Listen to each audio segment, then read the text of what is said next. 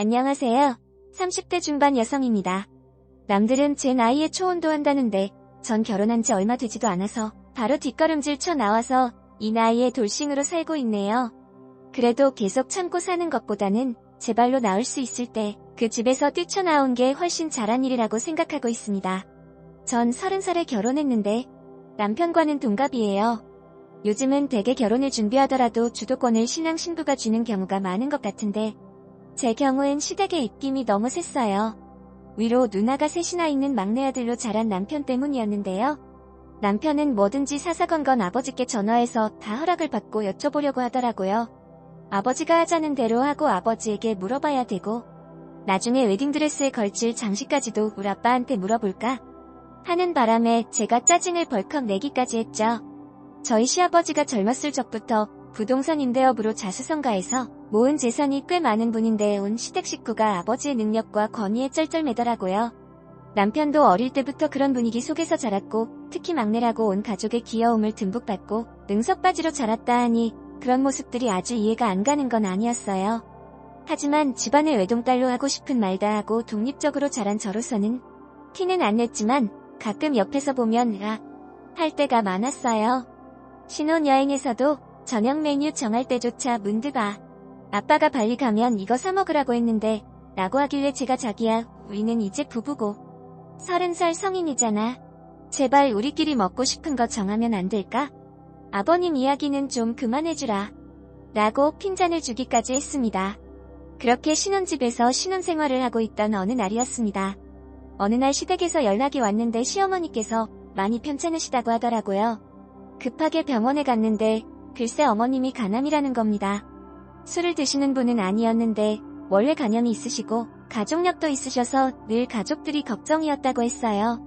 간암이 원래 정말 큰 탈이 나기 전에는 잘 발견이 안 된다더니 어머님은 워낙 예후가 안 좋으셔서 우선 치료는 해보겠지만 솔직히 크게 호전될 것 같지는 않다는 그런 청천벽력 같은 소리를 듣게 되었죠. 사실 제가 권위적이고 가부장적인 시아버지는 별로 좋아하지 않았지만 시어머니는 그럭저럭 잘 대해주신 분이셔서 감사한 점이 많았거든요. 그런 어머님이 그렇게 편찮으시다고 하고 수척한 얼굴로 누워 계시는 모습이 너무 슬펐어요. 한동안 병원에 계셔야 한다고 간병인을 쓴다고 했는데 아버님이 너랑 남편을 보면서 하시는 말씀이 얘니 엄마가 병원에 저렇게 누웠으니 니들이 오늘부터 본가에 좀 들어와 있어야겠다 하시는 겁니다. 옆에서 누나들은 막 맞장구를 치면서 그래. 우리가 병원에 교대로 왔다 갔다 하고 애 없는 너희는 본가에 들어와 있으면서 아빠 봐드리고 그럼 훨씬 낫지. 이러고 있고요. 저는 황당해서 네? 지금요? 하는데 남편은 또 덥석하. 엄마도 저런데 아빠 혼자 어떻게 집에 있어? 누나들도 없는데. 알겠어요. 그렇게 할게요. 하는 거예요. 왜 저한테 상의도 한마디 없이 바보같이 바로 알겠다 하는지. 속에서 짜증이 올라오는데 일단은 꾹 참고 저희 집으로 돌아왔죠. 남편은 제 속도 모르고 저녁 먹기 전에 넘어가야겠다 그치? 짐을 뭐부터 싸야 될까? 이러길래 제가 남편을 붙들고 얘기 좀 하자고 앉혔어요. 자기야, 왜 나랑 한마디 상의도 없이 그냥 바로 알겠다고 해? 내 입장은 생각 안 해주는 거야? 자기 기분 나빴구나 미안. 근데 아빠 혼자 계시면 얼마나 속상하죠? 엄마도 지금 갑자기 입원해서 정신없는데 내가 아버님 댁에 가는 건 그래 상황이 이러니까 갈 수 있어. 근데 적어도 자기가 바로네. 하지 말고 나랑 상의하는 신용이라도 좀 해주면 좋을 것 같아. 난 그게 기분이 나쁜 거야. 좀 이해가 돼. 알겠어 다음부턴 그렇게 할게 화풀어. 솔직히 결혼 전부터 이런 일이 한두 번이 아니었던 터라 마음이 완전히 풀린 건 아니지만 일단 짐을 챙겨서 아버님 댁으로 넘어갔어요. 언제 집에 돌아올지도 모르겠고 한참 신혼인데 어머님 병문안이라면 하루에 2번도 가겠지만 아버님이 외롭다고 집에 들어와 있으라니 남편은 출근하고 어차피 집에 있는 건 저 혼자일 텐데 말이에요. 사실 그렇게 내진 않았죠. 그래도 좋게 생각하면서 들어갔어요. 다음 날부터가 문제였습니다. 어머님 병원에는 시누이들이 왔다 갔다 하니까 제가 매일 가지 않아도 되었고 남편은 출근하니 집에 없고 저만 시댁에 아버님과 둘이 있었어요. 뭐 식사 같은 건 집에 오시는 이모님이 해결해 주시니 상관없었고 정말 말 그대로 집에 있기만 하는 건데 그것도 생각보다 참 심심하더라고요. 저희가 있는 방은 2층이고 아버님이 계신 방은 1층인데 마주칠 일이 있는 것도 아니고 이럴 거면 왜 오라고 하시는 거지 싶었죠. 그래도 최대한 아버님이랑 안 마주치려고 아침 식사 때 그리고 저녁 식사 때 인사만 드리고 전늘 2층에 있었어요. 한 일주일쯤 지났을 때였을까요? 정말 집에만 콕 박혀있다가 너무 갑갑해서 잠시 산책이라도 하고 와야겠다 싶어서 조용히 계단을 내려왔던 때였습니다. 1층엔 아무도 없었고 아버님도 방에 들어가 계시는지 조용했어요. 저희 시댁은 2층짜리 단독주택이고 일 봐주시는 아주머니는 바로 3분 거리 아파트에 사시는 분이라 점심 식사 후엔 잠시 자기 집에 가서 쉬셨다가 5시 반에 다시 오셔서 저녁 준비를 해주시거든요. 아무튼 그래서 조용한데 그냥 나가려 아버님께 말씀을 드리고 나가야 하나 어째야 하나 고민이 되더라고요. 어떡하지? 하다가 그래도 혹시 모르니까 말씀드리고 산책 갔다 오자 하고 아버님 서재 방문 앞까지 갔을 때였습니다. 안에서 온갖 다정한 대화 소리가 들리는데 여자가 콧소리를 내면서 앙탈을 뿌리는 목소리가 들리는 거예요. 연인한테 부르듯이 오빠하고 부르는데 아버님 목소리가 대답을 하길래 순간 제 귀를 의심했습니다. 어떡하지? 노크를 해야 하나? 모른 척 나가야 되나 하고 그대로 굳어있는데 갑자기 오빠 아이 참. 나 가야 돼 하는 소리와 함께 방문이 벌컥 열려버렸습니다. 순간 몸에 딱 붙는 미니 원피스를 입은 젊은 아가씨와 그 아가씨의 팔목을 잡은 시아버지가 눈에 확 들어왔습니다.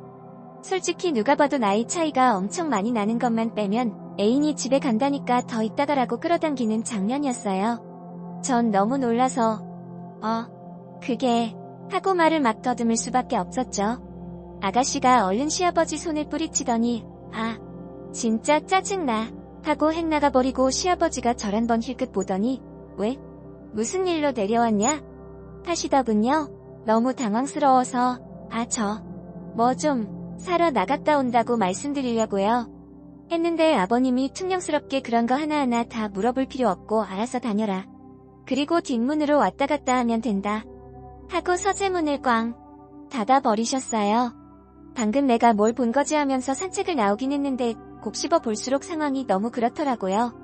시어머니는 간암으로 요양병원에 누워서 오늘 내일 하고 딸 셋이 돌아가면서 엄마 지킨다고 난리고 그런데 첫날 빼고는 병원에 가보지도 않은 시부는 뭐 외롭다고 우리까지 자기 집에 들여놓더니 그러면서 아가씨를 집으로 불러서 히히덕거리나 싶어서 그럼 우리를 이용한 건가? 가족들이 안심하라고? 생각이 여기까지 닿으니 더 짜증이 났습니다.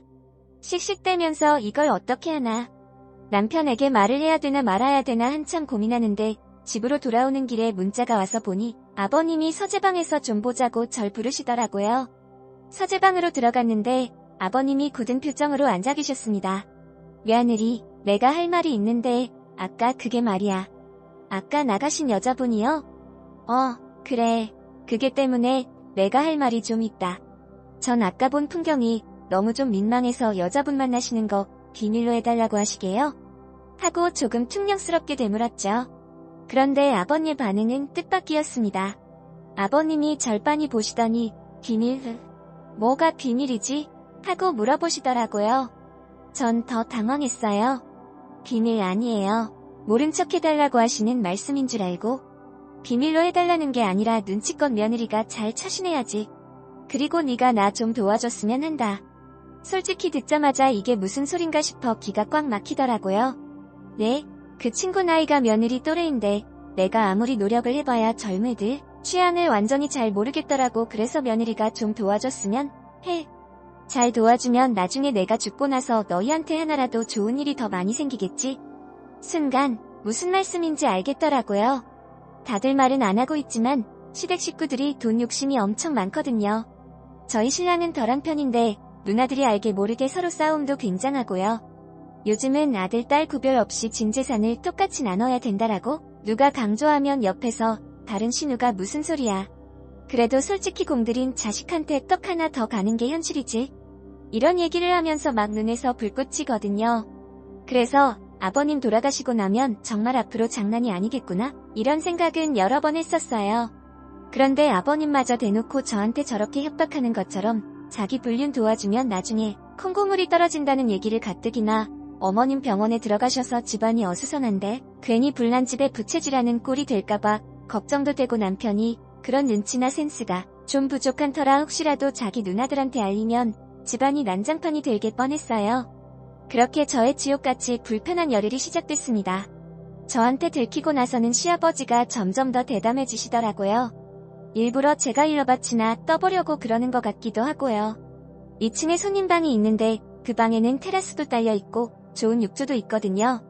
주로 어머님이 반신욕하시고 그럴 때 그 방에 딸린 욕실을 이용하셨던 건데 뻔히 집에 제가 있는데도 굳이 2층으로 올라오는 두 사람 때문에 스트레스를 엄청 받았어요. 안녕하세요. 30대 중반 여성입니다. 더 어처구니 없는 건 이 집에서 일하시는 아줌마도 그 모습을 오랫동안 봐오셨던 것 같더라고요. 제가 하루는 아주머니를 붙들고 아주머니도 아시면서 계속 가만히 계시는 거예요. 했더니 하는 말씀이 저는 이 집에서 일만 하지 사생활은 봐도 못 본 걸로 합니다. 라고 짧고 굵게 말씀하시더라고요. 이렇게 입이 무거운 사람이라 여기서 오래 일하는구나 하는 생각이 들었는데 세상에 아주머니가 저를 한참 쳐다보더니 탁 한마디를 더 하셨어요. 이런 관계는 오래되셨고 다른 분들도 계십니다. 그러니까 작은 사모님도 그냥 그러려니 하세요. 못 본 걸로 하시면 편합니다. 하더라고요. 그 말을 듣고 뭐야 하면서 방으로 올라왔는데 침대에 누워서 생각하면 할수록 이건 좀 아니다 싶더라고요. 제가 지금까지 갖고 있던 도덕관념이나 이런 게 다 무너지는 것 같아서 너무 기분이 이상했어요. 가족들은 알까? 이런 생각도 들고 어쩌면 다들 아는데 나만 이상하게 받아들이는 건가? 일부러 아는데 가만히 있나? 그런 생각에 한참 고민했던 것 같습니다.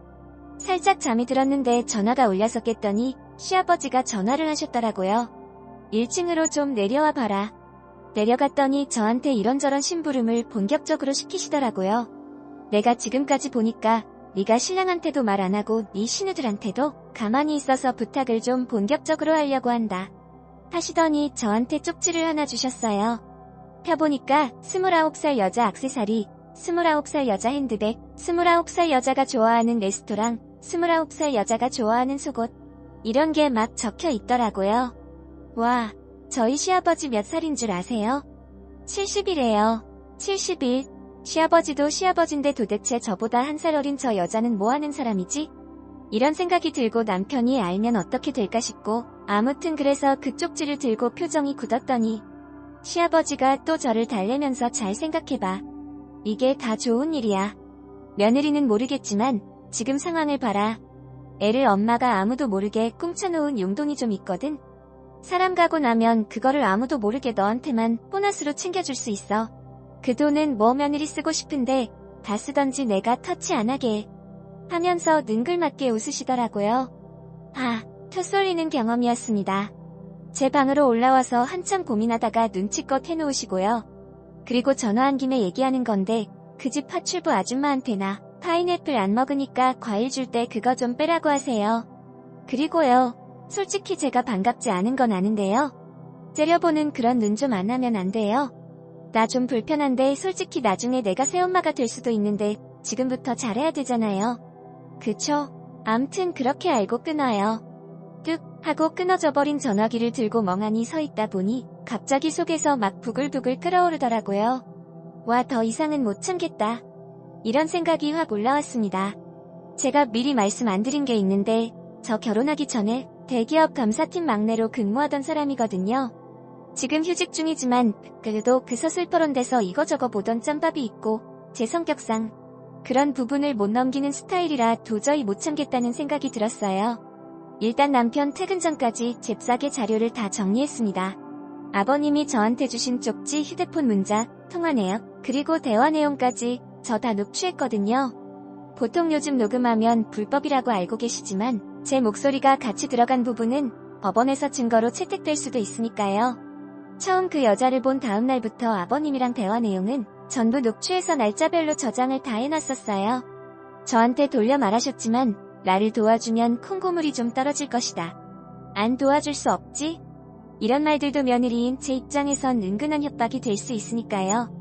남편이 퇴근하자마자 1층으로 내려가서 아버님과 셋이 같이 저녁을 먹고 저희끼리 올라와서 남편에게 할 말이 좀 있다고 했습니다. 여보, 지금 어머니 병원에 계시잖아. 근데 아버님은 그 시간 동안 다른 여자를 만나고 계셨어. 우리 집에 맨날 와. 그 여자가 나한테 갑질 비슷한 거도 했다. 남편이 잠시 말이 없었습니다. 그러더니 하는 말이 그 여자는 3년 만난 사람인데 지금 바꾸나? 근데 걱정하지 마. 아버지가 여자한테 유산을 다 주거나 그러진 않을 거야. 하는 겁니다. 아니, 내가 유산 때문에 그러는 게 아니잖아. 지금 이게 맞는 상황이야. 어머님 간암으로 누워 계시는데 아버님은 어머니 뭐 찾아가 보지도 않으시고 그냥 집에서 저렇게 이상하지 않아? 나만 이거 불편한 거야? 남편은 한숨을 푹 쉬더니 그냥 엄마는 누나들이 알아서 챙기니까 당신은 가만히 있어. 우리는 굿이나 보고 떡이나 먹으면 돼. 하더라고요. 전 그 말 한마디에 지금까지 알던 제 남편이 다시 보이더라고요. 이나 보고 떡이나 먹는다는 게 이런 상황에서 할 말인지 눈 하나 있는 동네 가면 눈 2개 있는 사람이 괴물이라더니 그 말이 딱이다 싶더라고요. 나는 돈 때문에 그러는 게 아닌데 왜 자꾸 가만히 있으라고 해? 자기 기도 이럴 거야? 아, 또 나한테 그래. 나는 안 그러지. 근데 솔직히 아버지가 나한테 가평 부동산 있는 게 더 떼주시기로 했었거든. 근데 당신이 이걸 들쑤시고 그럼 아버지가 큰 누나한테 그거 다 몰아주지 않겠어? 그 꼴은 못 봐. 결국 넌 때문에 못 본 척하는 거네. 누나들이 알면 너랑 나랑 망한다고. 그러니까 가만히 좀 있어. 아버지가 뭐 부탁하면 잘 들어드리고 당신도 뭐 백을 사던지 목걸이를 사던지 그냥 그렇게 해. 충격이었어요. 자기 엄마한테 미안한 마음도 없는 건지 이 남자도 그냥 아버님 같은 사람인 건지 헷갈리더라고요. 그날 밤 저는 몰래 남편이 비밀번호 누르는 걸 훔쳐봤다가 남편이 잠들고 나서 핸드폰을 열어봤습니다. 역시 저한테 가만히 있으라고 한 이유가 있었더라고요. 본인도 양심을 어디다 팔았는지 부하 직원이랑 연애 중인 거였어요. 보고 싶다. 다음에 둘이서만 리조트 가자 하고 여자가 조르는 내용이 있고 남편은 거기 대고 지금은 엄마 때문에 못 가는데 와이프가 시아버지 바람피는 거 알았다고 우리도 조심해야 된다고 답을 보내놨더라고요. 피가 거꾸로 솟았습니다. 이 미친놈이 아직 내가 어떤 사람인지 모르는구나. 그냥 해웃고 다정한 부인처럼 굴었더니 정말 모르는구나 싶어서 다 보여주기로 했어요. 남편의 카톡 내용, 사진첩의 사진들 다 제 폰으로 옮겨놓고 따로 복사본까지 만들어서 저장해뒀습니다. 다음날엔 심부름센터에 의뢰해서 남편이랑 시아버지 동선도 다 캐놨어요. 그리고 전 이혼 변호사 사무실에 다니면서 도움을 받았어요. 감사팀 선대 추천으로 아주 짱짱한 분을 모셨죠. 그렇게 자료를 다 정리해두고 때를 기다리던 어느 날 요양병원에 장기 입원해 계신 시어머니를 빼고 신우들과 그 남편들까지 다 모여서 가족끼리 식사를 하게 됐죠. 늘 그렇듯 어머님을 누가 얼마나 더 챙겼냐 이런 내용으로 기싸움이 시작되는데 제가 벌떡 일어나서 저 할 말이 있는데요. 라고 했습니다. 제가 오랫동안 언니들 하고 싶은 얘기가 있었는데 지금 해도 될까요? 이거 재산분할 관련해서 아주 중요한 쟁점이 될 것 같아서요. 갑자기 시누이들과 아주버님들 얼굴이 엄청 딱딱하게 굳었습니다. 뭐라고? 이거 원본은 따로 있고요. 긴 버전으로 듣고 싶으시면 저한테 얘기해주세요. 일단 제일 중요한 부분만 하고 저는 녹취된 내용을 들려줬습니다. 아버님이 그 여자 챙겨주라고 했던 내용, 저한테 도와주면 뭐가 좀 있지 않겠냐 했던 내용, 남편이 누나를 건드리지 말고 가평 부동산 챙기자고 했던 내용, 그리고 마지막으로 그 여자가 했던 말 중에 자기가 새엄마 될지도 모른다고 했던 내용까지 이어서 틀었죠. 처음에는 다들 저한테 뭐 하는 짓이야? 라고 하다가 점점 얼굴들이 창백해지더라고요. 아버님은 얼굴이 굳은 채 아무 말이 없으시고 남편은 제 폰을 뺏어가려고 했어요. 녹음된 내용이 끝나자마자 다들 충격에 빠진 듯 이게 뭐야 하고 웅성거리다가 큰 말싸움이 벌어졌습니다. 누나들이 아버지한테 고함을 치고 남편에게도 쌍욕을 퍼붓고 시누이 남편들은 막 아버님이 어떻게 저희한테 이러실 수가 있어요. 처남도 제정신이야 하고 고함을 치고 아수라장이었습니다. 남편은 저한테 너 미쳤어? 너 이런 식으로 하면 국물도 없어 하고 막 악을 쓰는데 그때 제가 이혼 소장을 손에 쥐어줬어요. 나 그 재산 필요 없어. 그거 말고 너한테 소송 걸어서 몇 푼 안 되는 코딱지만한 위자료를 받을란다. 했더니 남편이 불같이 화를 내더라고요. 네가 뭔데 뭘로 나한테 소송을 걸 건데? 하길래 저도 몰라. 김유미 씨랑 뭐하고 다니는지 내가 다 아는데 집에만 있으니까 뭐 호구로 보였니? 하고 받아쳤더니 갑자기 눈이 튀어나올 것 같이 놀라더라고요. 호텔에 둘이서 드나들고 고급 일식집에서 데이트하고 그런 사진도 다 던져졌어요. 저 이혼하려고 이게 다 공개한 거고 나머진 가족분들끼리 알아서 하세요. 필요하시면 이 봉투에서 다 찾아서 보시면 돼요. 했더니 다들 눈에 불을 켜고 달려들더라고요. 그렇게 전 유유히 그 집을 빠져나왔고 신혼집에 먼저 들러서 짐을 다 빼버렸습니다. 친정 가서 한 2박 3일 푹 쉬니까 아주 살 것 같더라고요. 제가 상황을 말씀드렸더니 저희 부모님은 저더러 오히려 잘했다고 그런 재산 받아봐야 나중에 분명히 뭔가 속 시끄러운 문제가 생길 거고 솔직히 그런 공수표를 믿을 게 못 된다 하시더라고요. 다만 제가 이혼했다는 게 그거 하나가 속상해서 그렇지 다 괜찮다고 토닥여 주셨어요. 그 당시가 제가 나이 30으로 결혼하자마자 몇 달 안 되어 벌어진 일이었으니 지금은 제 나이 30 중반이고 복직한 지도 좀 되어서 감사킨 막내 윗뒷자리쯤 올라왔는데요. 제가 이혼했던 이야기는 거의 전설처럼 내려오고 있답니다. 얼마 전에 후임이 들어왔는데 저더러 되게 수줍게 선배님 그 별명이 사랑과 전쟁이시라고 들었어요. 라고 해서 한참 웃었던 기억이 나네요. 마지막으로 그때 이후로 그 시댁은 결국 시어머니 얼마 안 가서 돌아가셨고 재산 분할로 싸움이 크게 났다고 들었는데 시아버지가 여기저기 여자들한테 몰래 퍼주고 그런 게 많았나 봐요. 여전히 재산은 많지만 가족 간의 의심과 불신이 어마어마하게 쌓였고 시아버지는 지금 요양원 가셨는데 가족들이 아무도 안 돌본다고 하더라고요. 인과응보죠 뭐. 제 결혼 생활은 그렇게 쓸쓸하게 막을 내렸습니다. 마냥 순둥이인 줄 알았는데 알고 보니 속이 시커맸던 남편, 안 그런 척 하면서 매일 유산 계산하면서 행동하는 시누이를 그리고 한미천 노리는 그들의 남편들. 71의 자기 막둥이, 아들보다 더 어린 여자랑 바람피는 시아버지. 누구 하나 정상이 없는 집인데 왜 그런 걸 시골리기 전에 몰랐을까 싶어서 가끔 나 정말 멍청하다 하고 반성을 해봅니다. 그래도 살다 보면 언젠가 또다시 연애도 하고 좋은 사람을 만날 수 있지 않을까? 그런 생각을 해봐요. 똥차 가고 외제차 온다잖아요. 희망을 가져보려고요. 더 어처구니 없는 건 이 집에서 일하시는